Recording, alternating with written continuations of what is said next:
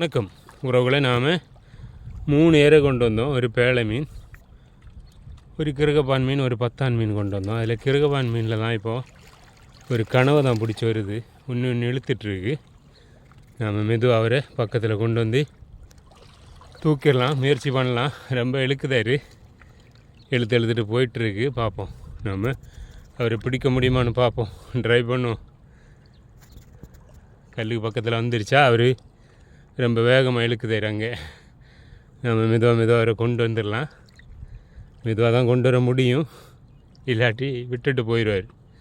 அதையும் பார்க்கணும். பாருங்க உறவுகளே, இழுத்துட்டு போகிறாரு. கல்லுக்கு பக்கத்தில் வந்ததுனால இன்னும் அதிகமாக இழுக்குதாரு. நம்ம மெதுவாக அவரை கொண்டு வந்துடலாம். வராரு, பக்கத்தில் வந்தாச்சு.